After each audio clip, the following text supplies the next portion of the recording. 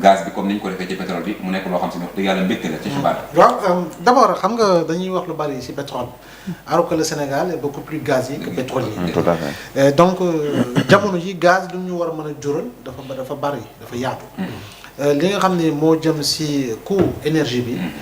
jàpp nañu ni l'exploitation du gaz peut véritablement réduire drastiquement le coût bu jëm ci wàllu énergie. xam nga tey nii lépp li nga xam ne wàllu jëfandikoo la ci wàllu courant. ak ci leneen loo xam ne dañ koy soxla ci wàllu énergie. gaz dafa nekk une alternative par rapport ak li nga xam ne mooy énergie boo xam ne mën nañ ko utiliser. te la ñuy xaar ci pollution duñ ko ci fekk comparativement au combustible yooyu nga xam ne moom la ñuy tàmm di utiliser lu ci mel ni pétrole. wala lu ci mel ni charbon. donc loolu am solo donc nouvelle bu neex la. sinon c'est que tey jii nii bu ñu duggee nekk ci pays bu ñu nekkee d'abord un pays pétrolier. war a wëlbati ko nekk un pays gazier. jàpp naa ni sur le plan économique bu fekkee ni doxal nañu lu ñu war a doxal. jëf li ñu war a jëf. ba nga xam ne Sénégalais bi dina gis une gestion transparente. une communication transparente parce que foofu nag mooy nekk jafe-jafe bi. parce que la bénédiction justement de ces ressources-là passera par une communication transparente. une communication boo xam ne tey nii palais bi ministère bi dafay nekk une tour d'ivoire boo xam ne c'est normal fu mu toll dina séen li nga xam ne moo nekk ci biir te muy dëgg te ñu bañ ci ànd lenn loo xam ne luux-luux la mais tamit jublu ci li nga xam ne mooy une bonne distribution des richesses parce que partout en Afrique le principal souci avec les dirigeants ba muy créer des sources de conflit avec les populations c'est une mauvaise répartition et une mauvaise distribution des richesses impérativement toutes les couches sociales dañoo war a sentir li nga xam ne mooy répercussion véritablement des retombées de l'exploitation du gaz et du pétrole si li nga xam moo jëm si panier de la ménagère parce que avec le pétrole et le gaz on s'achemine vers une croissance à 2 chiffres la croissance à 2 chiffres waratul nekk le débat par rapport ak li nga xam ne moo fi nekk depuis les plans d'investissement structurel jaar si li nga xam ne mooy effacement wu dettu Sénégal passant par le club de Paris et les gestions de Bretton Woods à véritablement fi ñu tolluwaat ci bor si Abdoulaye Wade ak fi ñu tolluwaat ci bor ñu ngi werante la croissance se mange ou la croissance ne se mange pas je pense qu'on n'a pas besoin véritablement d'être un adepte de l'école keynésienne pour savoir que la croissance doit se manger et la croissance elle doit se manger à tout point de vue dañ ko war a sentir dañ ko war a yëg dañ ko war a dund te loolu aussi war nañu mën a liggéey pour une transformation structurelle justement des autres localités du Sénégal et la transformation structurelle bii jëm si yeneen localités yi du ñëw tabax ay cités déedéet c'est créé véritablement avec l'usage du pétrole et du gaz et li ñu am si wàllu ressources parce que nous avons pas moins de 39 ressources naturelles au Sénégal jàpp naa ni war nañ ko utiliser à bon escient par rapport au pétrole par rapport au gaz comme source d'énergie pour créer ay industrie yoo xam ne waa Kédougou daañu ko gis au-delà de l'eau waa Tambacounda daañu ko gis au-delà de la banane et du coton waa Kaolack daañu ko gis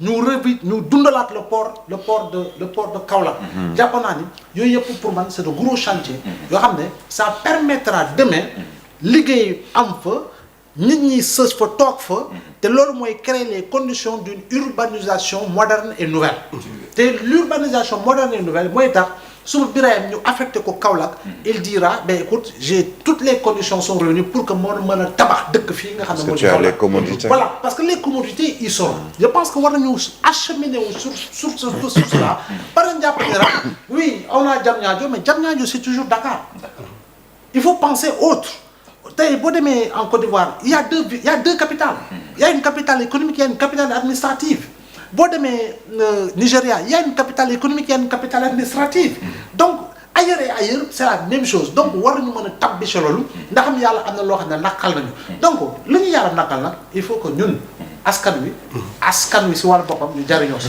il faut également penser surtout aux générations futures dans 10 ans dans 15 ans dans 20 ans lan la ñu dencal jeunesse boobu di ñëw mais la ca jiitu itamit c'est le moment parce que la réflexion est lancée de changer les curricula également par rapport au type et nature de formation war nañu mën a liggéey jamono ji avec le pétrole et le gaz à 18 ans tu es déjà ingénieur à 18 ans tu es déjà ingénieur c'est possible parce qu'au Canada les gens le font mais ñun fii da ngay Ablaye imagine que yow nit day am 35 ans nit day am 35 ans du am stage lu leer laa la wax. ni day jàng ba am 35 ans. xool 35 ans yi mu am. ak li mu jàng. il n'a pas encore la chance d'avoir un stage dans une entreprise. On pense que voilà, c'est le normal là. Tu vois un peu, aujourd'hui, jusqu'au moment où nous parlons, il y a le chevauchement des années au niveau des universités. Je pense qu'il faut un bouleversement systémique. Le bouleversement systémique se passera par une révolution comportementale. Ah bon, je ne parle même pas de révolution mentale, je parle de révolution comportementale. Et la révolution comportementale, dafa ànd ak lenn mooy changement de paradigme si éducation, changement de paradigme si enseignement, changement de paradigme si approche professionnelle, changement de paradigme si tabax këru liggéeyukaay, parce que nous on préfère mettre 1000 milliards dans un train express régional sur 34 kilomètres. Je dis pas que le train n'est pas bon, n'est pas bon, le train est bon, mais on doit beaucoup plus insister et orienter le débat sur le coût des investissements et sur la nature des contrats signés par rapport à l'entreprise yu koy liggéey. Un exemple banal, ñu ngi doon wax sànq ONAS. Tu vois aujourd'hui dans nos quartiers à la SICAP et tout ça, mais ay raccordement yoo xam ne c'est des Chinois qui le font. Je n'ai rien contre, mais je dis encore une fois, loolu réalité la boo xam ne ku ndiiru koñ ba na mu mel na mu yàggee fu mu jaar la muy defar. waa Sénégal gi ñoo ko gën a mën a liggéey ñoo ko gën a miin ñoo ko war a gën a mën a defaat. Je pense qu'il y a de grosses œuvres yoo xam ne dénk nañ leen ko dinañ ci yem. Mais il y a des travaux intermédiaires yoo xam ne ça doit passer. Et c'est cela que man j'appelle la révolution comportementale. Cette révolution comportementale là chinois bi ñoo ba suñu di si liggéey. Mais parce que Mao daf leen ko inculqué. Quand on lançait la révolution chinoise pour que sans fleurs éclore et sans école rivalise, mais c'est une forme de mentalité liée à une révolution comportementale. Quand Mao disait aux Chinois 100 ans de travail pour 1000 années de bonheur, mais ñu ngi koy dund. ñu ngi koy dund. Donc ñun aussi nous avons les moyens parce que en 1960. Mais on n'a pas cette patience. On avait le même PIB. Pratiquement avec la Chine et on avait un PIB beaucoup plus élevé que fi nga xam ne moo di Corée. Aujourd'hui Corée moomul Hyundai. Corée moomul Samsung. Corée moomul leneen ak leneen. Aujourd'hui tu prends Singapour, c'est une cité-État. Xam nga fi ville-État. Aujourd'hui regarde Singapour, comment aujourd'hui Singapour est développé par rapport à d'autres mécanismes de développement yoo xam ne amul ressources naturelles. Ñun nous avons pas moins de 39 ressources naturelles et nous ne tirons pas le diable par la queue. Nous tirons le diable par le bout du poil de la queue. Macha Allah. Gis na très rapidement rek ci loolu. xam nga lan mooy suñu